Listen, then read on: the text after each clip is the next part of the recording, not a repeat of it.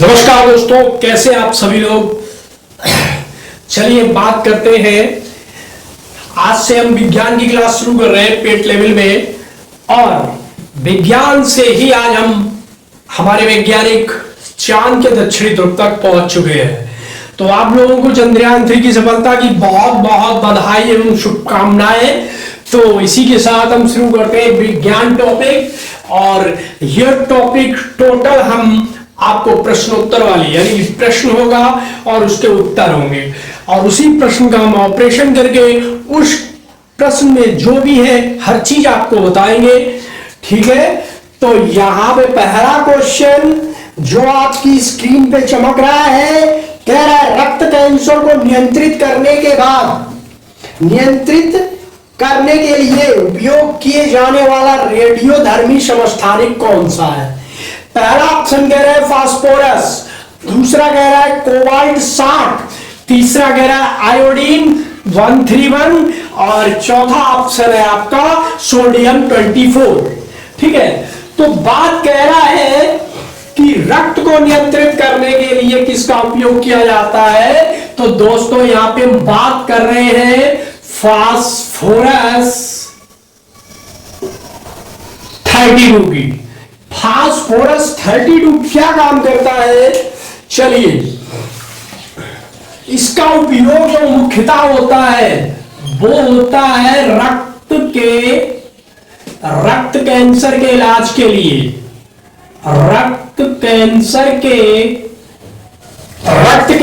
इलाज के लिए होता है, जिसे हम ल्यूकीमिया बोलते हैं। रक्त कैंसर को क्या बोलते हैं दोस्तों, ल्यूकीमिया, इसे बोलते हैं ल्यूकीमिया। तो फास्फोरस 32 का उपयोग रक्त कैंसर के लिए होता है और इसे ल्यूकीमिया बोला जाता है। ठीक है, ये क्या है, ये एक रेडियोधर्मी पदार्थ है। क्या है, रेडियोधर्मी, ये एक रेडियोधर्मी तत्व है दोस्तों। क्या है, रेडियोधर्मी तत्व है। ठीक, अब आगे अगर बात की जाए तो इसमें क्या क्या और किया सकते हैं, तो इसको हम कैंसर चिकित्सा में यूज करते हैं। कहां यूज करते हैं दोस्तों, कैंसर चिकित्सा में यूज करते हैं। ठीक है, कैंसर चिकित्सा में इसका यूज किया जाता है। और कैंसर चिकित्सा में किस किस का और यूज किया जाता है, यहां पे दो चीजें देखो। कैंसर चिकित्सा में इरिडियम 192, और दूसरा हमारा होता है गोल्ड। दूसरा मेरे प्यारे दोस्तों गोल्ड 192। इनका उपयोग जो है कहां किया जाता है, कैंसर की चिकित्सा में किया जाता है। तो फास्फोरस तो ये हुआ। अगला इसमें ये आपको पूरी जानकारी होगी फास्फोरस के बारे में। दूसरा यहां पे एक और ऑप्शन है। ठीक है, तो जो दूसरा ऑप्शन है वो आता है आयोडीन 313। जरा ध्यान से देखिएगा, आयोडीन 313 की बात कर रहे हैं यहां पे।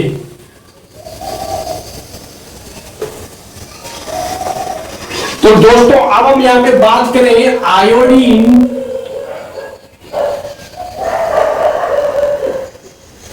131। आयोडीन 131 का उपयोग कहां किया जाता है, तो आयोडीन ये थायराइड, ये क्या करता है,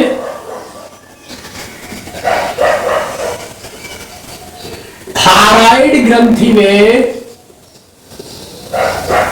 इसका उपयोग किया जाता है। थायराइड ग्रंथि में जिनको बीमारी होती है उनको उपयोग किया जाता है। तो ये क्या करता है, आयोडीन अवशोषण के तंत्र को बदल देता है। क्या करता है, थायराइड ग्रंथि में आयोडीन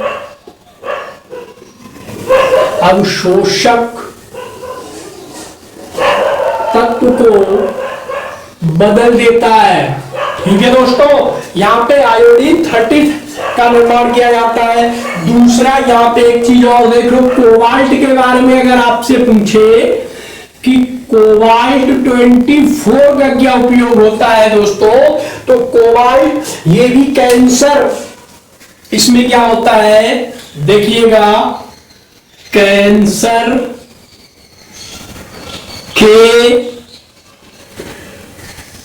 इलाज में, कैंसर के इलाज में काम आने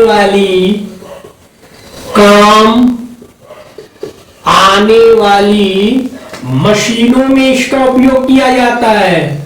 काम आने वाली मशीनों में कोबाल्ट साल्ट का उपयोग किया जाता है। अब एक चीज, एक ऑप्शन और यहां पे बच रहा है, वो क्या है, हमारा सोडियम 24। सोडियम 24 इसका क्या उपयोग होता है? तो दोस्तों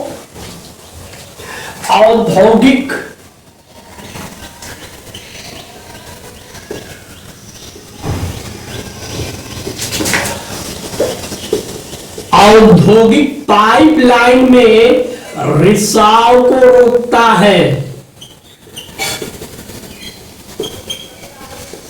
ठीक है, सोडियम 24 क्या करता है, औद्योगिक पाइपलाइनों में रिसाव को रोकता है। तो यहां पे पहले वाले क्वेश्चन का आंसर क्या है, पहला है, उसका नाम है फास्फोरस।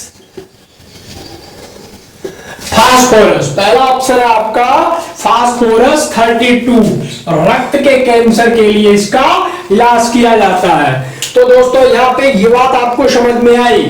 तो हम बढ़ते हैं दूसरे क्वेश्चन की तरफ। दूसरा क्वेश्चन है, वो कह रहा है कि मानव में इंसुलिन उत्पादक अंग कौन सा है? मानव में इंसुलिन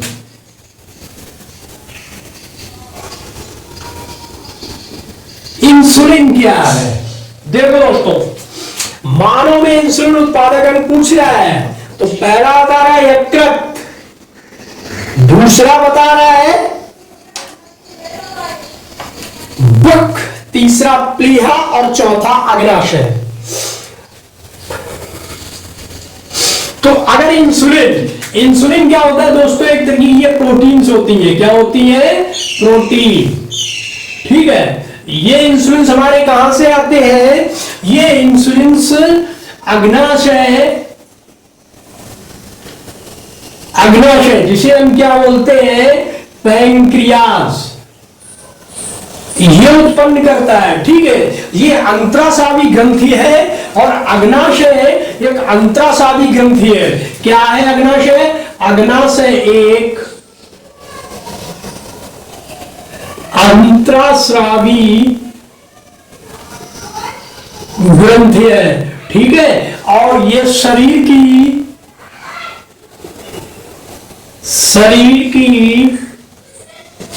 दूसरी सबसे बड़ी क्या है? ग्रंथि है। ये शरीर की दूसरी सबसे बड़ी ग्रंथि है। और इसमें और बात करें तो ये क्या करता है,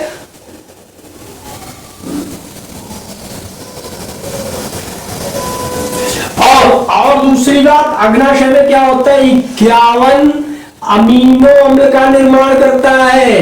अमीनो अम्ल का निर्माण करता है, 51 अमीनो अम्ल का निर्माण करता है अग्नाशय। ठीक है दोस्तों, तो यहां पे अब और बात कही जाए अग्नाशय की, तो हाँ, और क्या काम करता है? और करता है हमारे शरीर में ग्लूकोज हमारे शरीर में क्या करता है? ग्लूकोज के उपचापयन को नियंत्रित करता है। ठीक है, और जब हमारे शरीर में ग्लूकोज की मात्रा अधिक हो जाती है तो हमें कौन सा रोग हो जाता है?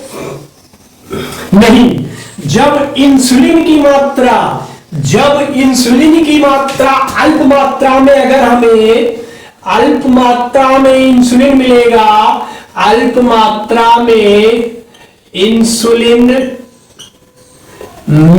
मिलने पर या कम मिलने पर मधुमेह रोग हो जाता है, जिसे हम क्या बोलते हैं, डायबिटीज। मधुमेह को क्या बोलते हैं, डायबिटीज हो जाती है। ठीक है, तो मधुमेह का जिसे रोग होता है उसके अंदर ग्लूकोज की मात्रा बढ़ जाती है और उसकी क्या होता है, पेशाब गाढ़ी हो जाती है, शहद की तरह हो जाती है, मधु की तरह हो जाती है। ये क्यों होता है, ये इसलिए होता है कि इंसुलिन की मात्रा हमारे शरीर में जब नहीं मिल पाती तो वो मधु बनता है और ग्लूकोज का उपचापयन नहीं हो पाता है। ठीक है दोस्तों, तो यहां पे आपको ये बात पूरी समझ में आ गई है। हाँ, अब यहीं पे बात है, ऑप्शन लिखा है यकृत। तो यकृत जो है हमारे शरीर का यकृत, जिसे हम लीवर बोलते हैं दोस्तों, क्या बोलते हैं, लीवर। ये भी क्या करता है, ये भी इंसुलिन देता है और मानव शरीर की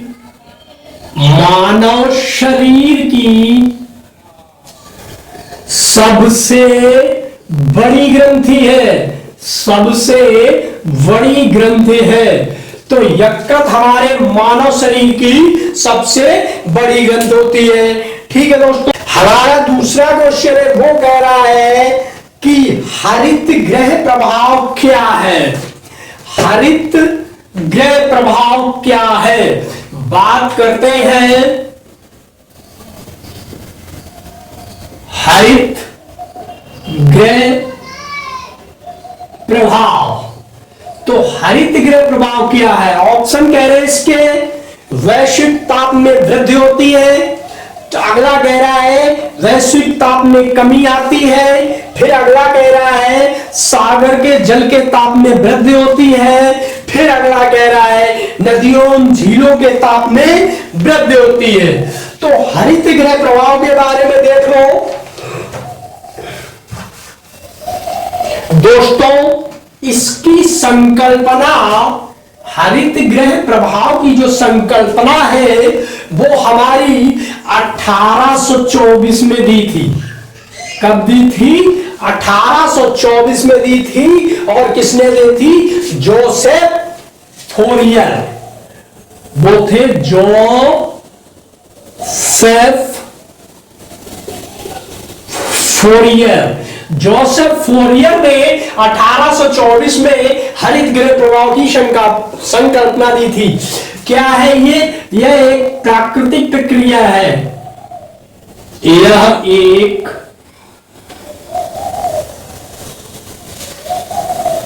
प्राकृतिक प्रक्रिया है। ये क्या है, यह एक प्राकृतिक प्रक्रिया है। इसकी प्रमुख गैसें कौन सी है, देख लो।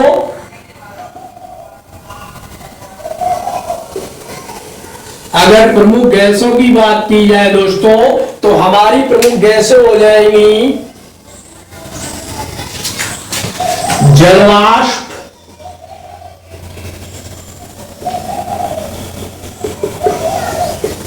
फ्लोरो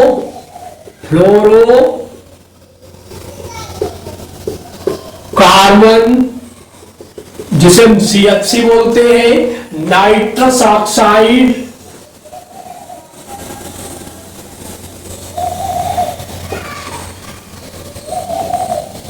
एक हो गई आपकी नाइट्रस ऑक्साइड और मीथेन। यहां पे जलवाष्प, क्लोरोफ्लोरोकार्बन, नाइट्रस ऑक्साइड और मीथेन। दूसरी और हो गई हमारी कार्बन डाइऑक्साइड,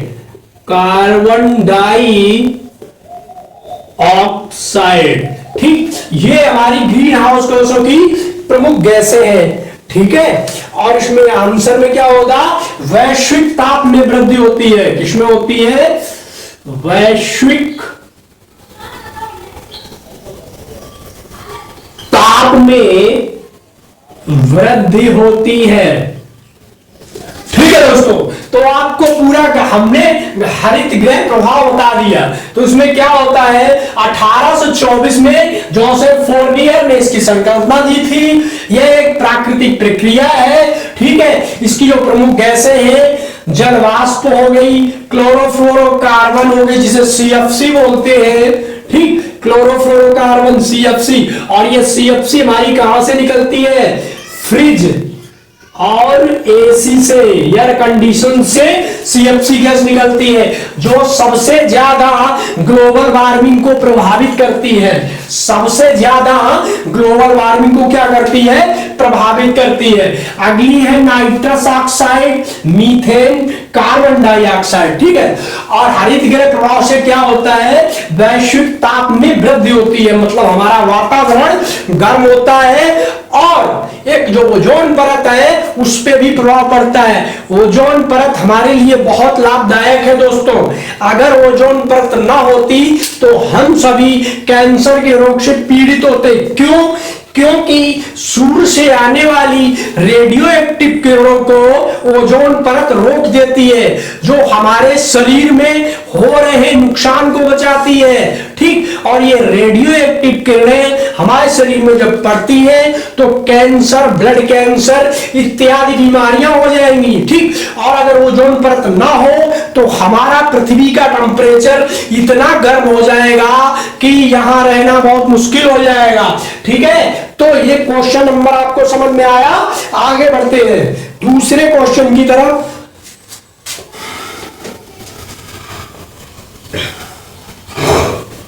चलिए दोस्तों, स्क्रीन पे क्वेश्चन आ चुका है और आप लोगों को दिख रहा है, ठीक। बहुत सरल सा क्वेश्चन है। सिरका का रासायनिक नाम क्या है? सिरका का रासायनिक नाम क्या है? तो सिरके के बारे में पढ़ते हैं। सिरका, सिरका चीज क्या है, देखो। सिरका का रासायनिक नाम दोस्तों होता है एसिटिक अम्ल। इसे हम क्या बोलते हैं?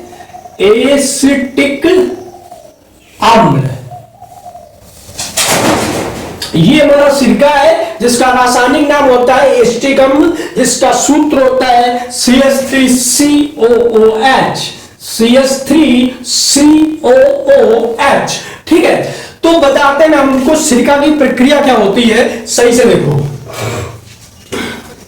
हम जब सिरका बनाते हैं तो गन्ने के रस का उपयोग करते हैं, ठीक। तो गन्ने के रस को हम बोतलों में या जारों में भर के रख देते हैं और उनको तब तक रखे रहते हैं जब तक उसकी रासायनिक क्रिया पूरी ना होके एसिटिक अम्ल में बदल जाती है, और धीरे धीरे वो किसमें, सिरके में परिवर्तित हो जाता है, ठीक है। और इसमें जलीय का 6 से 10% हिस्सा होता है। कितना होता है? 6 से 10% का हिस्सा जलीय विलयन होता है, ठीक है।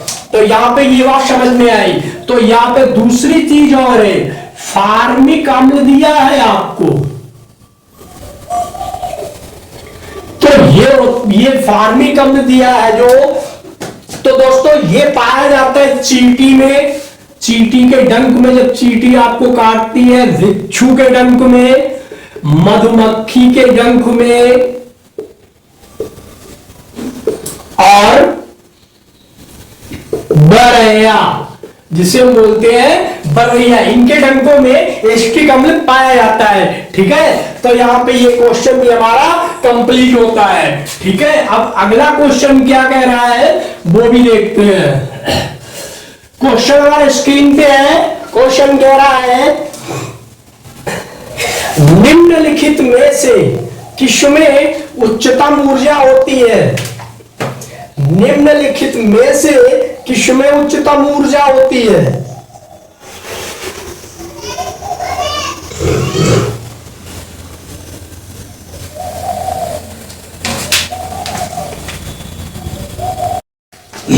तो दोस्तों बात पूछ रहा है कि किसमें उच्चतम ऊर्जा होती है? नीले रंग में, हरे प्रकाश में, लाल प्रकाश में या पीले प्रकाश में? तो सबसे पहले यहां पे आपको विबग्योर दिख रहा है, ठीक।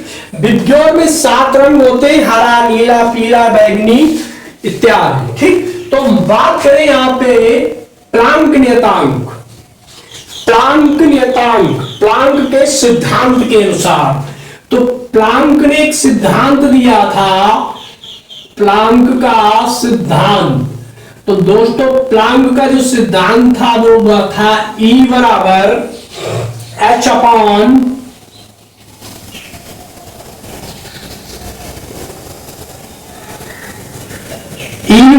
H new. ठीक, ये प्लांक ने सिद्धांत दिया था। तो यहां पे क्या होता है, E बराबर H